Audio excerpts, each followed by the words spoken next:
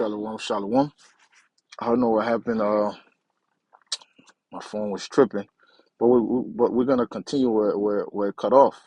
Right. I was reading Jeremiah 23 verse 7.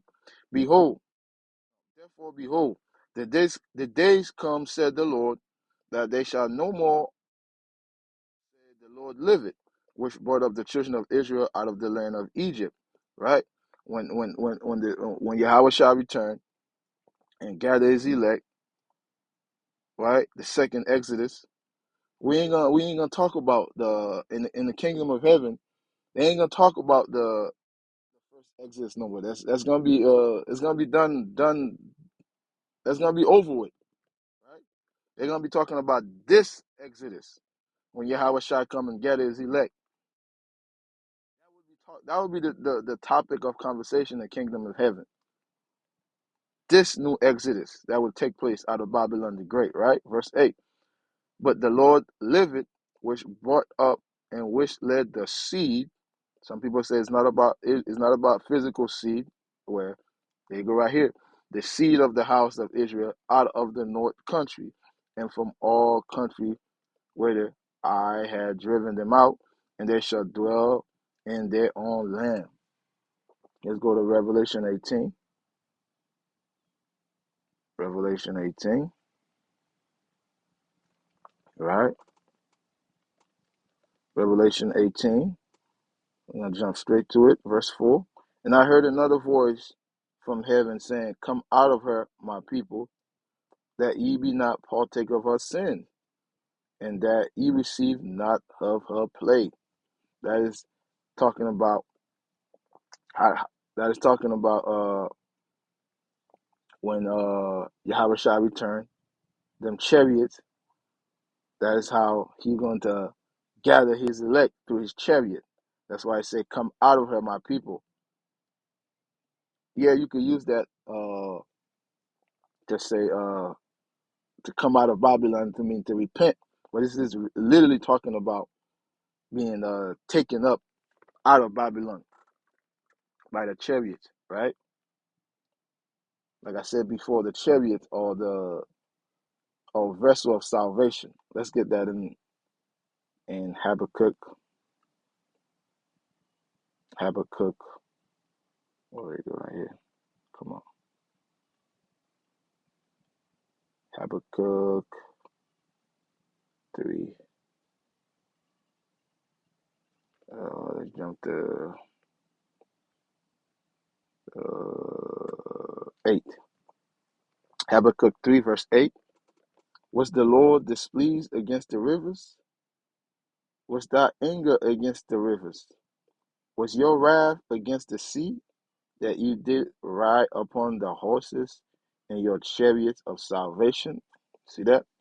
So the chariots are vessels of salvation, just like the boat during the day of Noah was a vessel of salvation. But this time, like I said, the deliverance, the second Exodus deliverance, will be greater than the first one. Greater. There will be greater miracles, greater power. Right? I cannot forget this. Let's jump back to Isaiah. Isaiah 11. Second Exodus. Isaiah 11. We're going to start at verse 11. 11. What's going on here? 11. The restored remnant. Like I said, the second Exodus is a future gathering of deliverance of Israel, the deliverance of the elect of Israel, the deliverance of the remnant of Israel, right? So not all Israel will be saved on this side. Isaiah 11, verse 11. And it shall come to pass in that day that the Lord shall set his hand again the second time to recover the remnant of his people. The first time, like I said, was during the time of Moses. That's why I said the second time to recover the remnant of his people. The remnant is a portion of Israel, the elect of Israel, the 1/3, which shall be left from Assyria and from Egypt, and from Patros, from Cush, and from Elam, and from Shinar, and from Amah, and from the island of the sea. Verse 11. And he shall set up an ensign for the nation, and shall assemble the outcasts of Israel, and gather together the dispersed of Judah from the four corners of the earth. And the envy of and the envy also of Ephraim shall depart, and the adversary of Judah shall be cut off.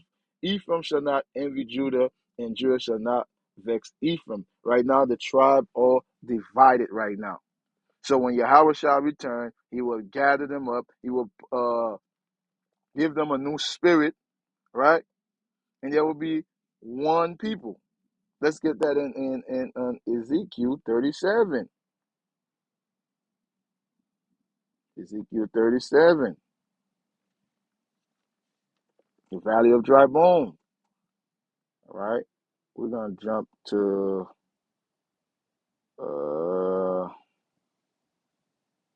37. Let's start at verse 11. Then he said unto me, son of man, these born are the whole house of Israel. Behold, they say, our bones are dry, and our hope is lost.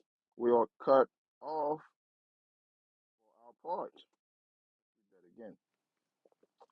Then he said unto me, son of man, these bones are the whole house of Israel. Behold, they say, our bones are dry, and our hope is lost.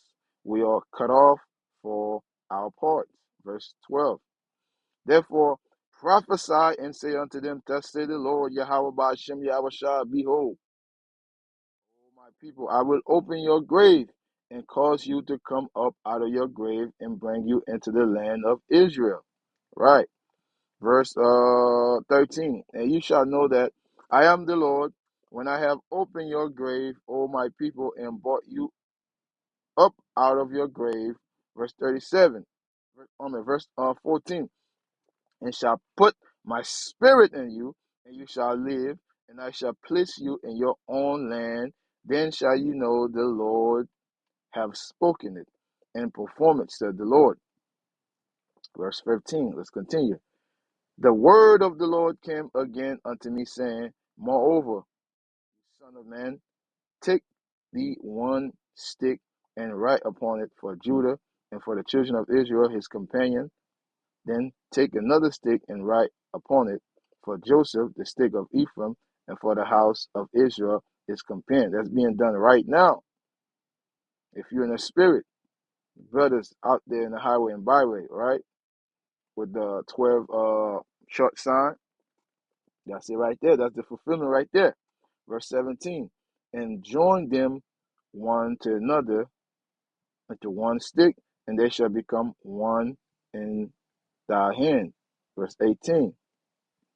And when the children of your people shall speak unto thee, saying, wilt thou not show us what thou mean by these? Verse 19. Say unto them, thus said the Lord Yahweh, behold, I will take the stick of Joseph, which is in the hand of Ephraim, and the tribe of Israel, his fellow, and will put them with one, will put with him even with the stick of Judah, and make them one stick, and they shall be one in my hand. Verse 20. And the stick whereon thou writest shall be in thy hand before their eyes. Verse 21. And say unto them, thus said the Lord Yahweh, behold, I will take the children of Israel from among the heathen, whether they be gone, and will gather them on every side and bring them into their own land. That's the second exist right there. And I will make them one nation in the land upon the mountain of Israel, and one king shall be king to them. That's Yahweh Shai. And they shall be no more two nations, neither shall they be divided into two kingdoms anymore at all. So until Yahweh shall return, the tribe always going to be divided. Black against Hispanic, against Native American, Haitian against Dominican, right? The tribe are divided right now until Yahweh shall return. Verse 23, neither shall they defile themselves anymore, with their idols, nor with their detestable things, nor with any of their transgression. But I will save them out of all their dwelling places wherein they have sinned, and will cleanse them. So shall they be my people, and I will be their God. You see that? Right. So Yahweh, when Yahweh shall return, he will gather his elect. Only the elect of Israel will be saved this time. Right? The remnant of Israel, the 1/3. Let's get that in Zechariah 13, I believe, or 14. Should come to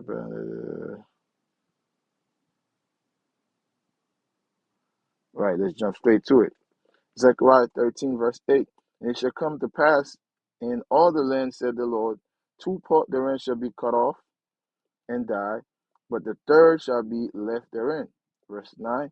And I will bring the third part, the 1/3, through the fire, the elect, the remnant, through the fire, and we will refine them as silver is refined, and I will try them as gold is tried.